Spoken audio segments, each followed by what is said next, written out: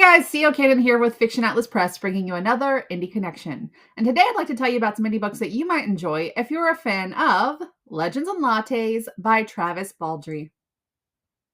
The first book I have for you is called Summer's Blood by Sarah T. Bond. Hunting is illegal at the Greenwood Knob Pub.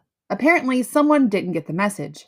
For weeks, solitary fae of Atlanta have been disappearing with no word, no sign of foul play, and no explanations.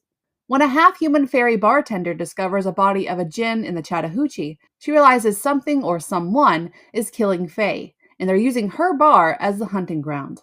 Siobhan wants to keep her patrons safe, but her only real magical ability is tasting the unique flavor profile of other fairies' magic. Not much help when tracking down a killer. But as more fae are killed, Siobhan is willing to do whatever it takes to keep the Greenwood Knoll a sanctuary for all who need it. When a foreign fairy queen arrives, demanding answers about one of her missing subjects, Siobhan finds herself at the center of a growing storm of suspicion. There's something bigger at play in Atlanta, and with or without magic, Siobhan needs answers. Now, to find them, she'll have to navigate the politics of a hostile fairy court and figure out why every clue seems to lead back to the Greenwood Knoll, before she or her found family fall victim to either the killer or a fairy queen's idea of justice. The second book I have for you is called A Fellowship of Bakers and Magic by Jay Penner. I actually read this book and it is delightful. I really recommend you pick it up. Here's the synopsis. A human, a dwarf, and an elf walk into a bake-off.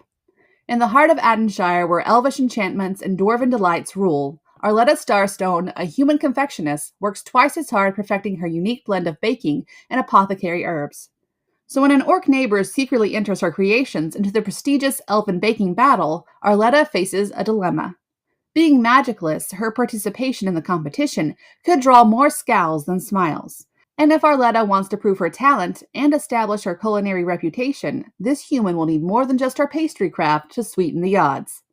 While competing, she'll set off on a journey of mouth-watering pastries, self-discovery, heartwarming friendships, and romance, while questioning whether winning the baking battle is the true prize.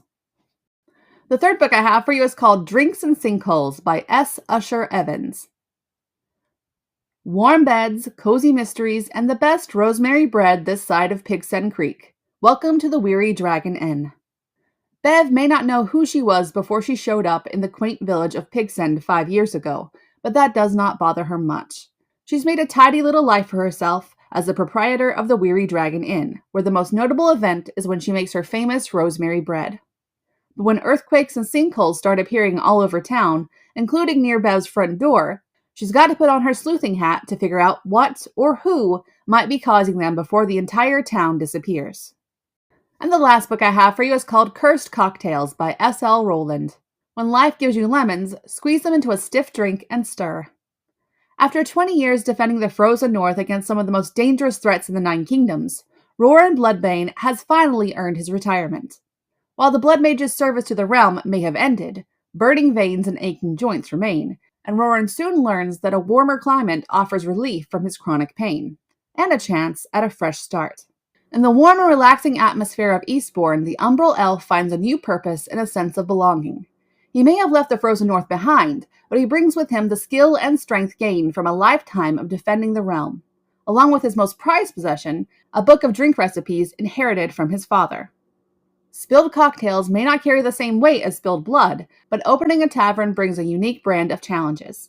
With the right friends and a little bit of luck, he might just have a recipe for success. Okay, that's all for me this week. I'll see you next week on the Indie Connection. Bye!